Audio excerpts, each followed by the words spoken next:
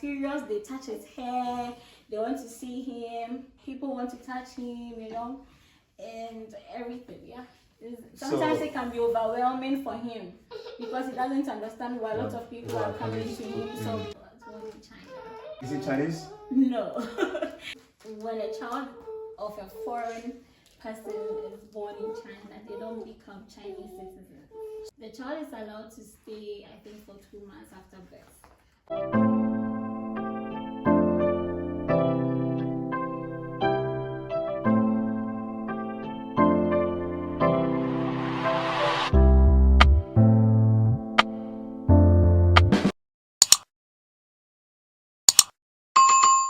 Okay, people, welcome back to Bless His World. Today I have a beautiful mother, student, and a handsome young man right here on the channel. So before we start, if you're here for the first time, you know what to do. Please subscribe to Bless His World and be part of the family. Today is another episode of Living in China, and I have this beautiful woman right here. Hello, madam. Welcome to Bless His World. Thank you for having me. All right. Madam, what's your name and where are you from? I'm Martha. I'm from Ghana. From Ghana? Yes. What do you do in China? I'm a student. I'm a master's student in China. I'll be graduating next year, June. I came here in 2019, and I'm on Chinese government scholarship. Chinese government scholarship. Category A of the Chinese scholarship. What does that mean? For the Chinese government scholarship, we have 3 categories. Okay. Category A, that is usually the bilateral relations between 2 countries. Okay. So I am on the one between Ghana and China, and that one is usually done through the Chinese embassy in your country. So In all, how many years have you been in China? almost 3 years. Almost 3 years. And do you get monthly stipends from the government? Yes. I do get monthly stipends from the government. It's a full scholarship, so it covers for my accommodation, my insurance, my school fees, and monthly allowance. So you are just here to study? Yeah. Wow. So what has the experience been for you as a student in China for the past 3 years? It's been interesting and challenging at the same time. Interesting that we've come to learn new culture. You've had experiences, as you travel, you learn so many things. Okay. And Chinese people, their culture and everything, I like it. One thing I like about China, and that whenever I go home, I'm gonna implement, is the fact that they obey their lunch break. When it's lunch, it's as if the whole country is shut down. Right. Yeah, so they really obey it. And it's something that I like it. I like how they are so particular about their work. Okay. They put in a lot of effort. Right. The people I admire a lot, the construction workers. They work all the time, during rain or shine, and they work around the clock. It's something that I've learned it. And even the shop owners, the time they open their shops, right, is very interesting, and they can work late into the night. So anything that you want, you can get at any time. What are some of the challenges that you face here as a student? The language barrier. Okay. Some of us, we are not able to learn the language quickly as others. So the language barrier is a problem. It's a problem, right? You have this handsome young man on your lap. Did you come along with him to China? No, I gave birth to him last year, 2020. So this handsome young man was born in China? Yes, he was born in China. Is he Chinese? No. Why is he not Chinese? He was born in China. When a child of a foreign person is born in China, they don't become Chinese citizens. So what do they have? Do they have permanent residence in China? I think their residency is even based on the parents' residency. So it's like they're dependent on the parents' visa. So that means that if the parents have no visa or resident permit in China, automatically the kid also become illegal. Yeah. The child is allowed to stay, I think, for 2 months after birth. After which, if you don't get them the residence permit, they will become illegal. To pay some fine to the government for being illegal. He said, yeah. I think so, because they have breached the immigration laws, so I think they will be fine. I didn't encounter that, so I don't have much knowledge about that. All right. How did your school accept this news of having a kid? Is it part of the guidelines? Can you have a kid as a student in China? Are you allowed to do this? Okay, so when I informed the school, they told me it wasn't a problem to get pregnant.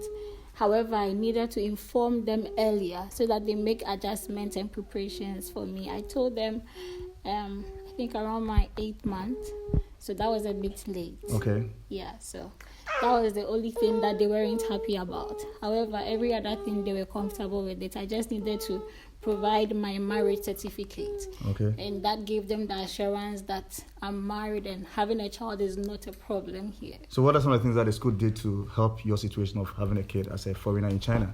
Because I know a story of a friend that was asked by the school to send a kid back home.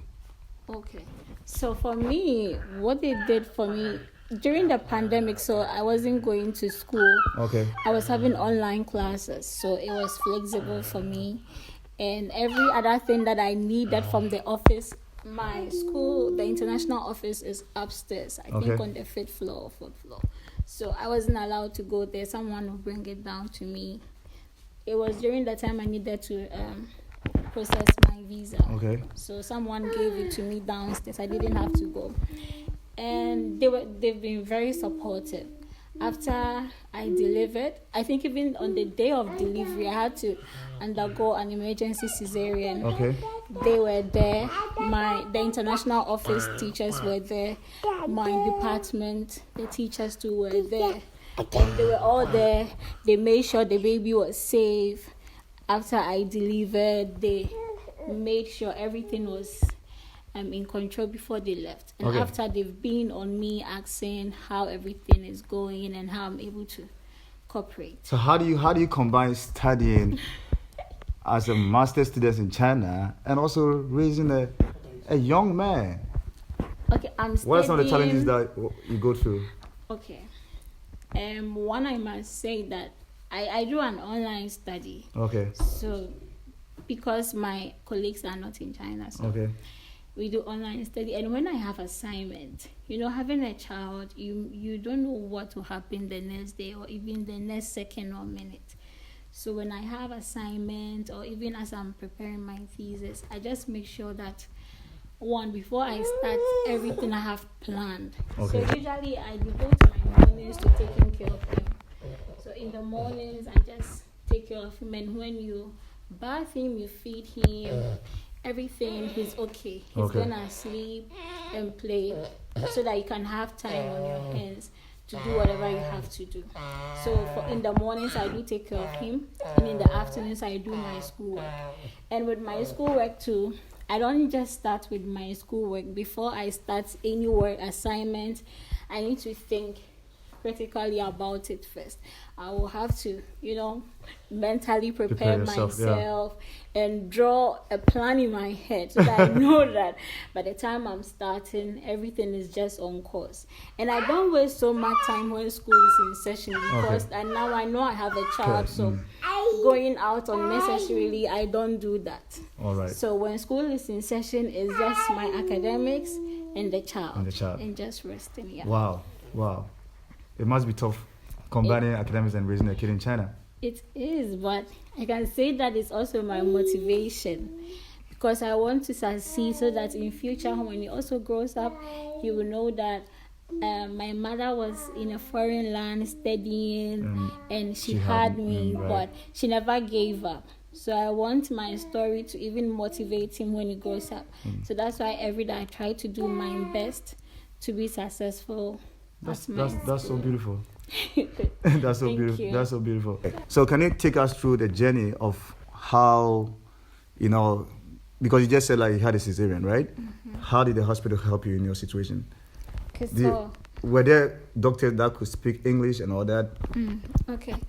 So it actually started in the morning on the 16th of October 2020. I went for a normal checkup, but before I left the house, I realized I wasn't well.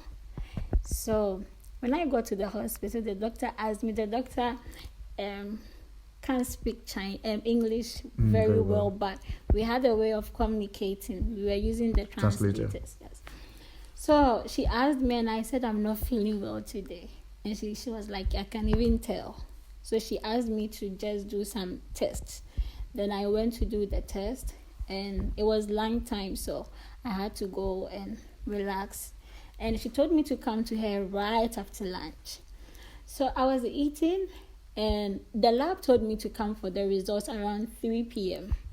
But I was eating, and she sent me a message asking where I was.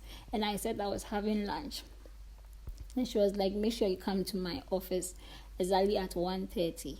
And I said, okay. So I went to her, and she was like, there's a little problem. She was saying the fluid that the baby was in was too small. Okay.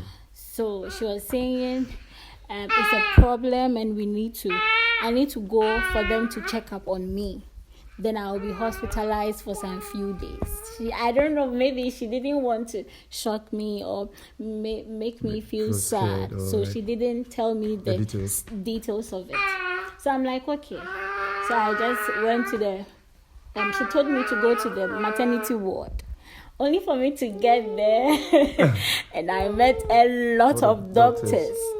And everyone was saying something. So I was confused. They were like, you need an emergency cesarean right now. I'm like, yes, I know, because I know I wasn't well. I could feel that my body was really bad. I was feeling bad. So they were like, right now. So we're like, take your time. I need to process things, because something that you weren't prepared for, and you have to just do it. And there are no people around, so I have to also fill forms and everything. So I just told them to take their time. They were like, there's no time to think. There's no time to do this. There's no time to do that. You have to save your life and the life of the child.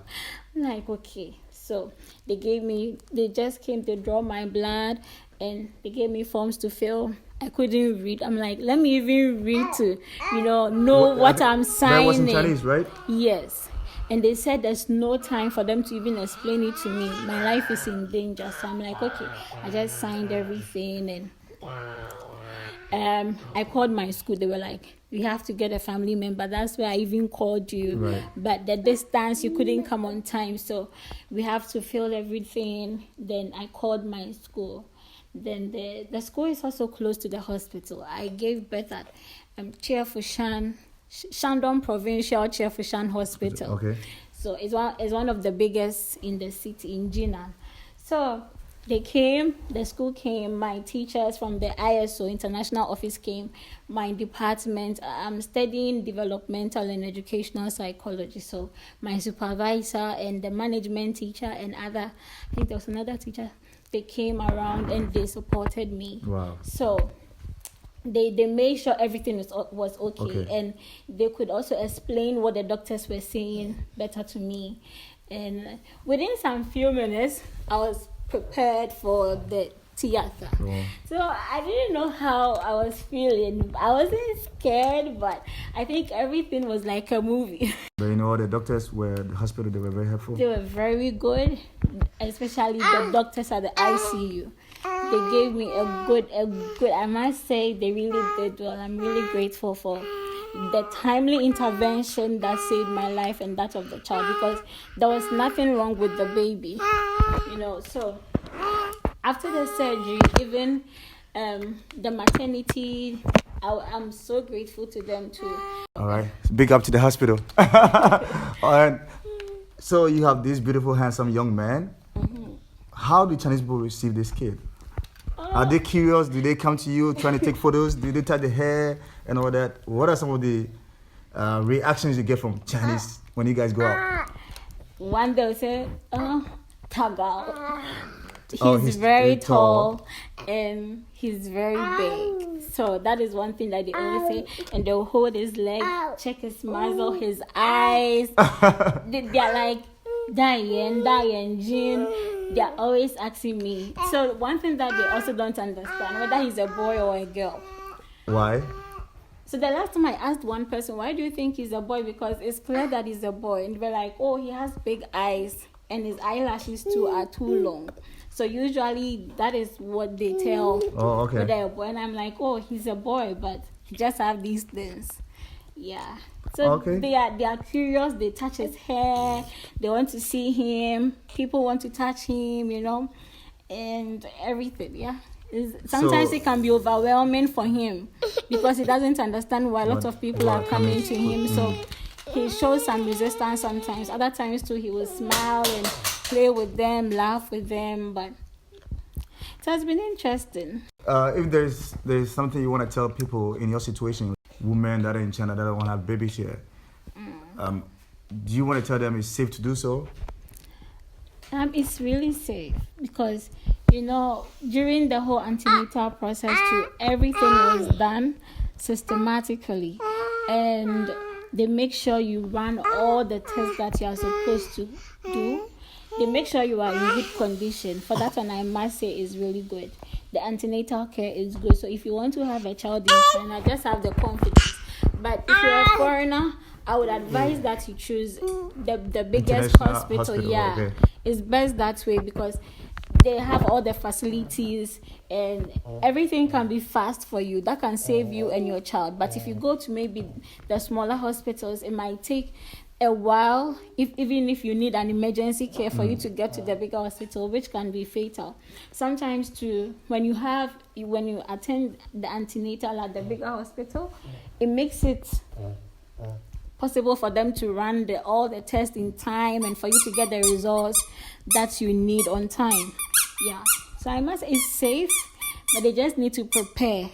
You need to prepare mentally, and because here they make sure they do all the checks.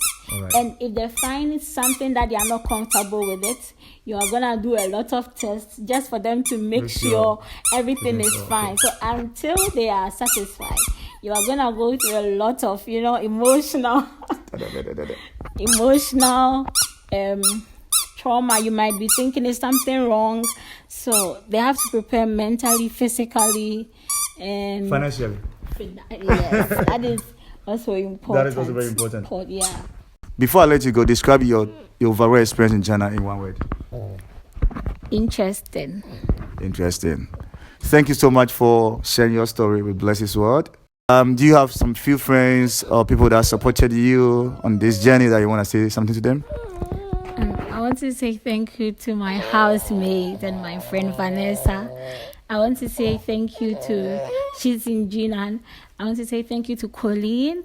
I want to say thank you to my teachers at the psychology department, my supervisor, Professor Lin Chi Ji.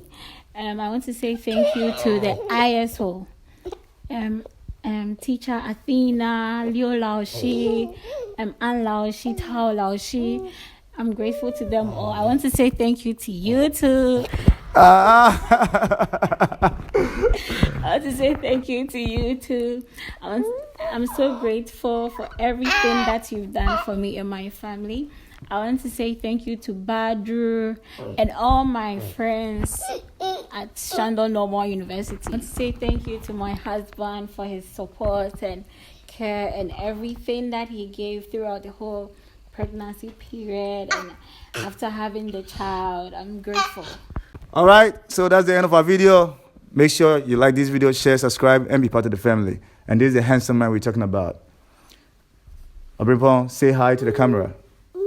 Chair Abrimpong, say hi to the camera. Say hello. Welcome to Bless His Word. Subscribe and be part of the family.